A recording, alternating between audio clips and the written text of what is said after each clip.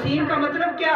ام معبد کہتی ہیں وہ اتنا حسین تھا، اس کو دیکھتے رہو، بار بار دیکھو، پھر پلٹ کے دیکھو، جتنی بار دیکھو دل رجتا نہیں تھا، دل یہی کرتا تھا وہ بددعا کے چہرے والا سامنے ہو اور ہم اپنی آنکھوں سے اس وسیم صورت والے چہرے کا دیدار ہی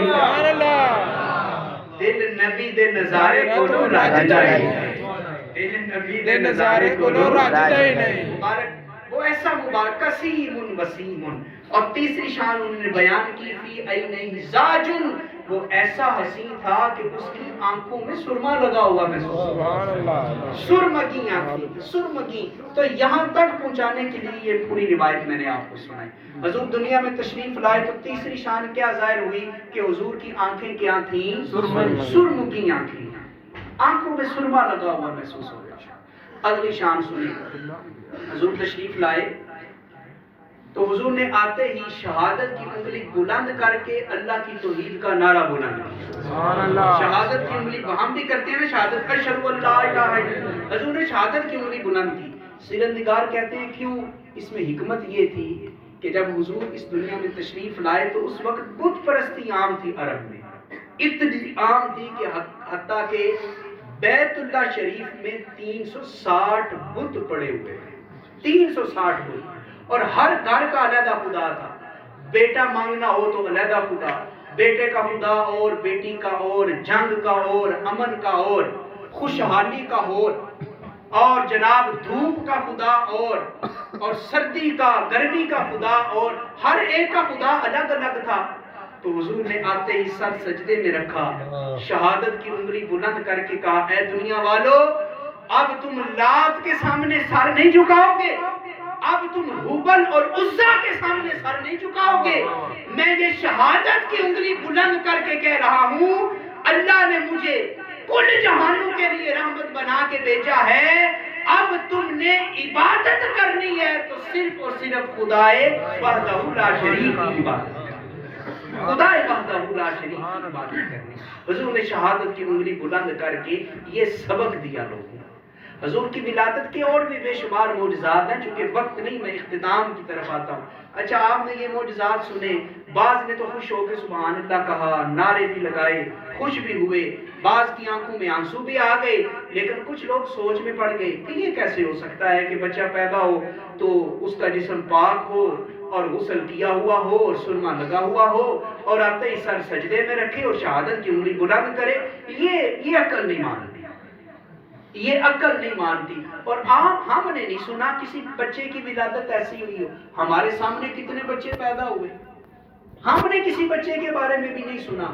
بعض لوگ یہ سوچ رہے ہوں گے، مگر یاد رکھیں ہم کسی عام بچے کی بات نہیں کر رہے، توجہ ہے آپ کی، ہم کسی عام بچے کی بات نہیں کر رہے، ہم یہ نہیں کہہ رہے کہ چودھریوں کے گھر بیٹا پیدا ہوا تو اس کی یہ شان، یا پیر صاحب کے گھر بیٹا پیدا ہوا تو اس کی یہ شان، یا وزیر اعظم یا صدر یا گورنر کے گھر بیٹا پیدا ہوا تو اس کی یہ شان، ہم یہ تو کہہ ہی نہیں رہے۔ ہم کسی عام بچے کی ولادت تو بیان ہی نہیں کر رہے، ہم تو اللہ کے حبیب کی ولادت بیان کر رہے ہیں، اللہ کے حبیب کی ولادت کا تذکرہ کر رہے ہیں، اور یہ شانیں نہ میں نے دی ہیں نہ آپ نے دی ہیں، یہ شانیں اپنے حبیب کو خود اللہ نے عطا کی۔ اور جانتے ہیں اللہ کے پاس کتنی طاقت ہے، وہ اللہ چاہے تو بغیر ماں باپ کے حضرت آدم کو پیدا فرما دے، وہ اللہ چاہے تو حضرت آدم کی پسلیوں سے حضرت مائی حوا کو پیدا کر دے، وہ رب چاہے تو حضرت عیسیٰ کو بن باپ کے پیدا کر دے۔ آپ نے کبھی سوچا کہ بغیر باپ کے بھی کوئی بچہ پیدا ہوا ہو؟ کبھی سنا نہیں سنا، مگر حضرت عیسیٰ کی یہ شان ہے کہ نہیں؟ حضرت یونس مچھلی کے پیٹ میں جاتے ہیں اور وہ مچھلی ایک اور مچھلی کے پیٹ میں جاتے ہیں، لیکن 40 دن کے بعد حضرت یونس باہر تشریف لاتے ہیں تو زندہ کے زندہ ہیں۔ تو یہ شانیں کس نے دی ہیں؟ اللہ تعالیٰ نے۔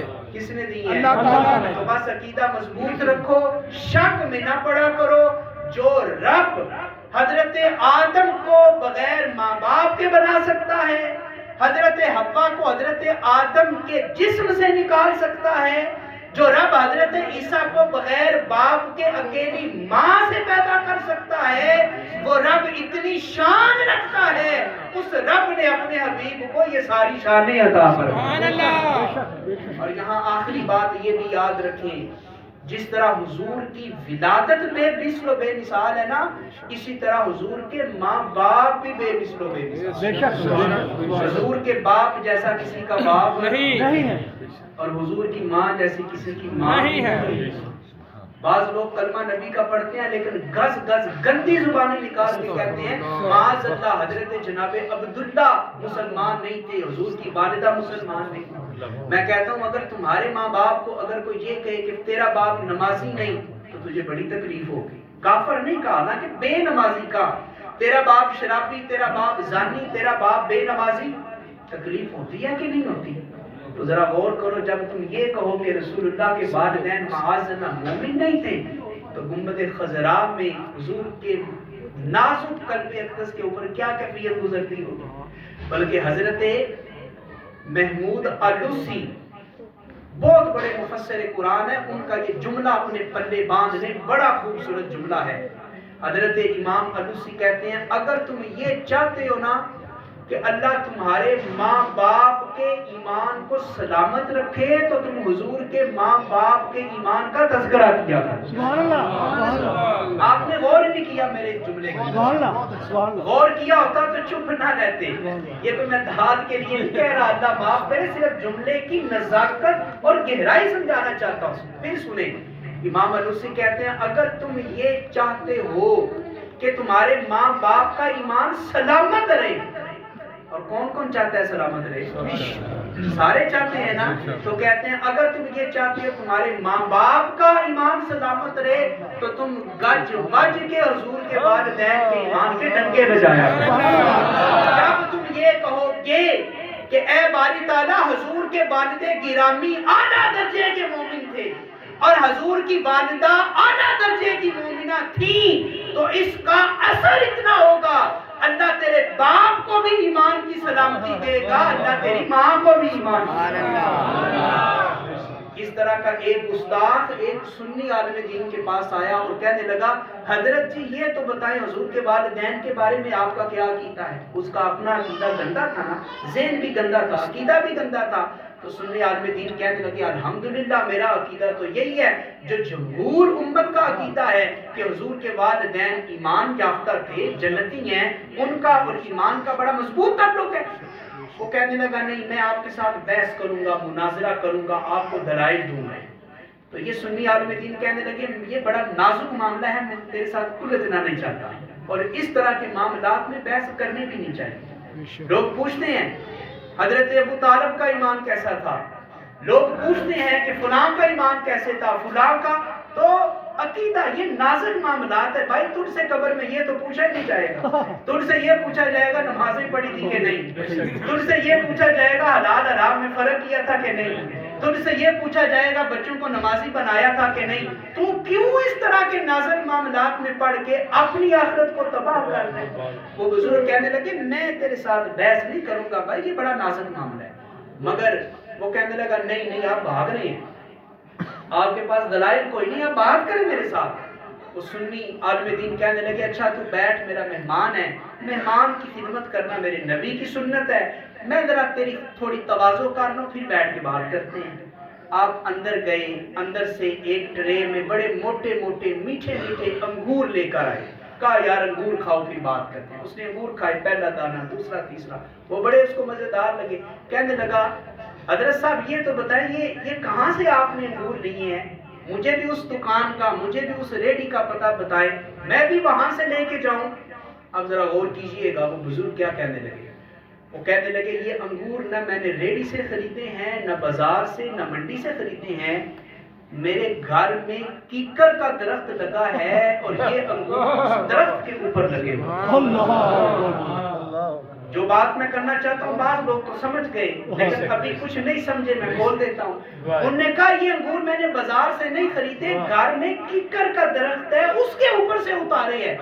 وہ کہنے لگا حضرت جی کیسی باتیں کر رہے ہیں، بھلا کیکر کے درخت کے اوپر انگور بھی اگا کرتے ہیں؟ وہ بزرگ کہنے لگے بس تو نے میرا یہ مسئلہ حل کر دیا. جس طرح کیکر کے درخت پہ انگور نہیں لگتے، اس طرح کافر گھر میں اللہ اپنے نبی کے نور کو پیدا نہیں کرتا. اللہ اپنے نبی کے نور کو وہیں پہ پیدا کرتا ہے جو گھر اللہ کو سارے گھروں سے افضل معلوم ہے. اور دیکھو آپ دودھ آپ کو دینے آئے نا گوالا اور دودھ والا، تو گندے برتن میں دودھ لے لیتے ہو؟ جس پہ صابن لگا ہو، جس پہ رات کا کھانا جم، اس میں دودھ لے لیتے ہو؟ نہیں. کیا کہتے ہو کہ یہ دودھ اللہ کا نور ہے. بزرگ کہتے تھے نا کہ یہ دودھ اللہ کا نور ہے، اور نور کو پاک برتن میں ہونا چاہیے، صاف برتن میں ہونا چاہیے. تو لوگوں تم جتنا عقل مند خود کو سمجھتے ہو، معاذ اللہ اتنی عقل تم اللہ کو دینے کے لیے بھی تیار نہیں ہو. تم نے دودھ لینا ہو تو برتن صاف ستھرا لیتے ہو تو بس سمجھ جاؤ اس کائنات میں اللہ نے سب سے اعلیٰ نور دیا ہے تو آمنہ کے لال کو دیا ہے. اس کائنات میں اللہ نے سب سے افضل نور دیا ہے تو میرے تیرے آقا کو دیا ہے. تو سمجھ جا اللہ نے یہ نور مصطفیٰ رکھنے کے لیے جن برتنوں کو اور جن ماں باپ کا انتخاب کیا ہے وہ صرف پاک نہیں تھے، اللہ نے ان کو سارے والدین سے سب سے زیادہ پاک کرا. سبحان اللہ، نعرہ تکبیر، اللہ اکبر، رسالے، حیدری، سرکار کی قیامت، مرحبا، سرکار کی قیامت. مرحبا. بات سن لیجئے، یہ حدیث تو آپ نے سنی ہوگی نا کہ حافظ قرآن کے والدین کو قیامت کے دن ایک تاج پہنایا جائے گا. بے شک. ذوقہ احسن من ذوق الشمس، اور اس کی روشنی سورج کی روشنی سے بھی زیادہ. تو یہ حدیث سن کے مزہ تو آیا، لیکن کوشش کرے نا اپنے خاندان کا کم از کم ایک بندہ ہی حافظ قرآن بنا دے. ایک بیٹا، بیٹا نہیں تو پوتا، پوتا نہیں تو بھانجا، بھانجا نہیں تو بھتیجا. بڑی فضیلت ہے حافظ قرآن. حضور نے فرمایا قیامت کے دن اللہ حافظ کو کہے گا چڑھنا گھوڑے پہ اور کر قرآن کی تلاوت. اور قرآن کی تلاوت تیز تیز نہیں کرنی حافظوں کی طرح تراویح میں نہ، ورتل القرآن ترتیلا، آہستہ آہستہ. اور پہلی آیت سے لے کے آخری آیت تک جتنا سفر حافظ طے کرے گا اللہ کہے گا اتنی جگہ جنت میں ہم تجھے عطا تجھے عطا فرما رہے ہیں. اور 70 لوگوں کی شفاعت کرے گا باعمل حافظ قرآن، اور وہ 70 لوگ جن کے اوپر اللہ نے جہنم کو واجب کیا ہوگا. کتنا بڑا احساس ہے. تو نیت کرے نا حضور کی محفل میلاد میں کم از کم ایک بندہ کو حافظ بنائے نا اپنے خاندان.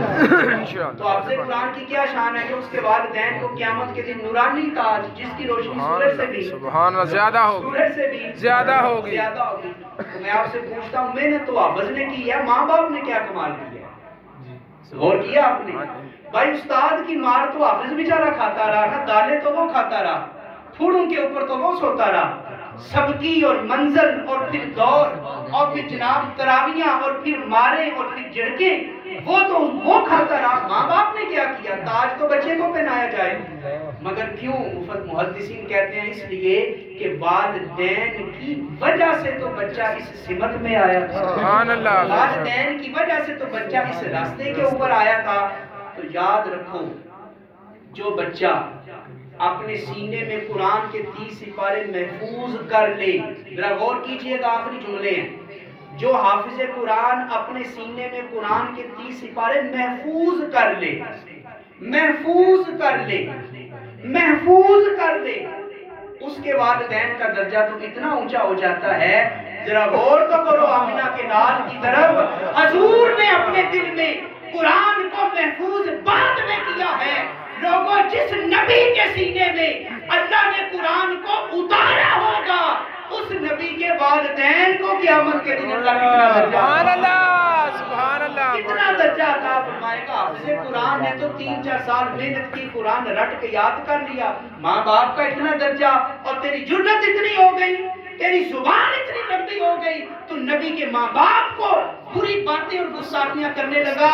اگر تیری زبان اتنی لمبی ہے تو پھر حضور سے شفاعت کی امید نہ رکھنا، حضور سے سفارش کی امید نہ رکھنا۔ ہم اس محفل کی توسط سے اللہ کی بارگاہ میں دعا کر رہے ہیں، اللہ حضور کے والدین کے صدقے ہم سب کے والدین کو ایمان کی سلامتیاں عطا، اور جن کے والدین جا چکے ہیں اللہ حضور کے والدین کا صدقہ انہیں جنت میں اعلیٰ مقام عطا فرما۔ اللہ کریم آپ تمام حضرات کا آنا بیٹھنا قبول فرمائے، اور ہمارے محترم بزرگ اور ان کے بچوں کا جس محبت سے انہوں نے اس محفل کا اہتمام کیا، بڑی بار رونق محفل مجھے تو لگی ہے، گفتگو کے دوران آپ کا مجھے پتہ نہیں۔ اللہ تعالیٰ قبول کرے، اللہ ہی رحمتیں دینے والا ہے، اللہ ہی برکتیں دینے والا ہے۔ حضرت شیخ عبدالحق کہتے ہیں کہ جس گھر میں اور جس مجلس میں حضور کا میلاد ہوتا ہے نا، پورا سال اس گھر کے اوپر اللہ کی رحمتیں برستی ہیں۔ سبحان اللہ، پورا سال اللہ تعالیٰ اس گھر پہ اپنی رحمت کا نزول فرمائے، آمین۔ میں سو جاؤں یا مصطفیٰ کہتے کہتے، خدے آنکھ صلی اللہ کہتے کہتے۔ یہ حکم ہوا ہے چند گھڑیاں ذکر کیا جائے گا۔ ویسے ہماری ہر انگریزی مہینے کے پہلے جمعے جامع مسجد غوثیہ میں محفل ذکر ہوتی ہے، 11ویں شریف کی محفل، اور اب ہم نے چونکہ تحریک شروع کی ہے انجمن فدائیہ میں ختم نبوت کے نام سے، چونکہ مرزائی اور قادیانی کا فتنہ بڑا بڑھ رہا ہے، تو ہم نے اپنی طاقت کے مطابق ہیں، ہم نکمے سے آتا جاتا کچھ نہیں، نہ علم نہ بولنے کا طریقہ، مگر اللہ کی مدد کا سہارا لیتے ہوئے تو یہ جو تحریک شروع کی ہے آپ بھی اس میں شامل ہوں اور اس کا حصہ بنے، آخرت کو سنوارنے کے لیے، قبر کو سنوارنے کے لیے۔ اور اس محفل میں ذکر بھی ہوتا ہے، اس میں بھی شامل ہوں۔ ابھی چند گھڑیاں ہم ذکر کریں گے، تمام حضرات اگر ممکن ہو، آسانی ہو تو دو زانو بیٹھ جائیں گے تحیات کی صورت میں، آنکھیں بند کر لیں، آنکھیں جھکا لیں، اور یوں سمجھ لیں کہ بس میں اکیلا ہوں، دائیں بائیں کوئی نہیں، اور میرا تعلق میرے رب کے ساتھ جڑا ہوا ہے۔ اس نیت سے بیٹھیں گے تو انشاءاللہ ذکر کا فائدہ حاصل ہوگا۔ 3 دفعہ درود پاک پڑھ لیجیے۔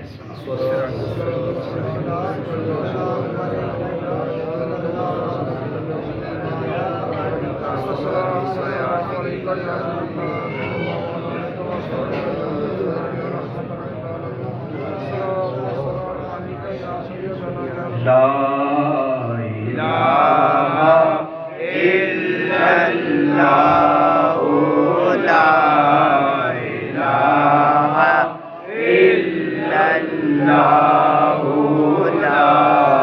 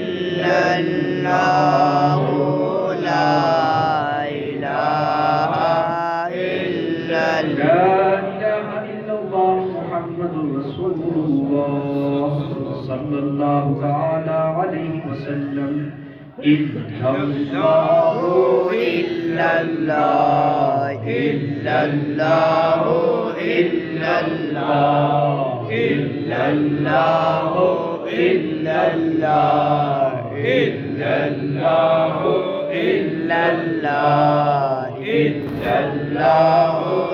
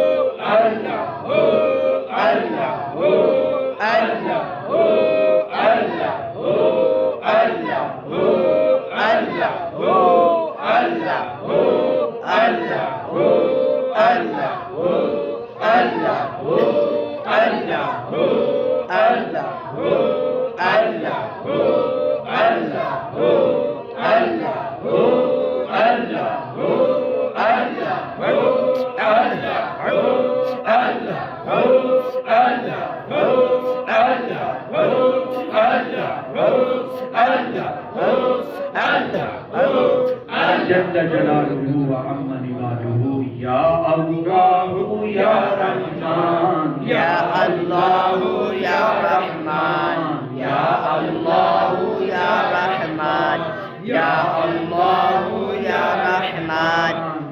اللہ یا رحمان یا اللہ یا رحمان یا اللہ یا رحمان یا اللہ یا رحمان یا اللہ یا رحمان یا اللہ یا رحمان یا اللہ یا رحمان یا اللہ یا رحمان یا اللہ یا رحمان یا اللہ یا رحمان یا اللہ یا رحمان یا اللہ یا رحمان یا اللہ یا رحمان یا رحمان یا رحیم یا رحمان یا رحیم یا رحمان یا رحیم یا رحمان یا رحیم یا رحمان یا رحیم یا رحمان یا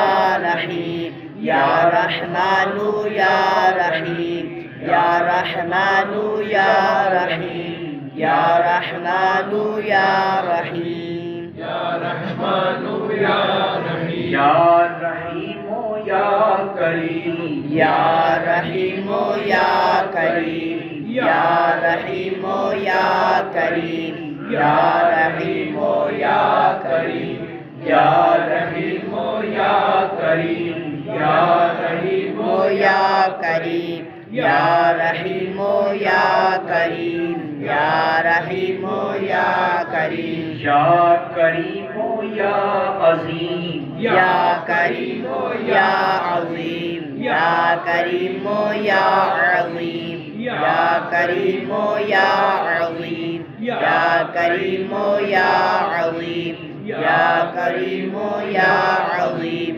یا کریم یا عظیم یا کریم یا عظیم یا کریم یا عظیم یا کریم یا عظیم یا ستار یا غفار یا ستار یا غفار یا ستار یا غفار یا ستار یا غفار یا ستار یا غفار یا ستار یا غفار یا ستار یا غفار یا ستار یا غفار یا ستار یا غفار یا ستار یا غفار یا ستار یا غفار یا جبار یا قہار یا جبار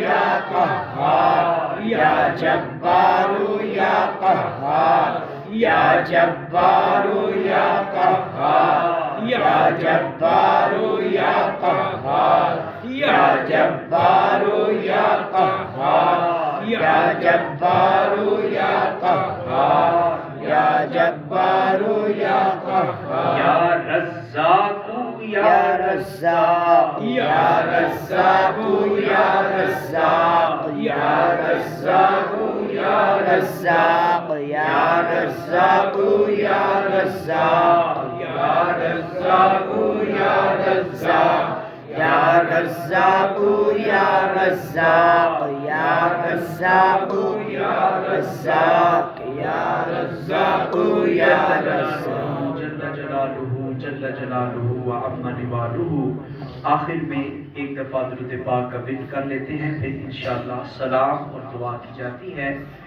سیدنا کریم صلی اللہ علیہ وسلم سیدنا کریم صلی اللہ علیہ وسلم سیدنا کریم صلی اللہ علیہ وسلم سیدنا کریم صلی اللہ علیہ وسلم سیدنا کریم صلی اللہ علیہ وسلم سیدنا کریم صلی اللہ علیہ وسلم سیدنا کریم صلی اللہ علیہ وسلم وعلی آلہ وصحبہ وبارک وسلم۔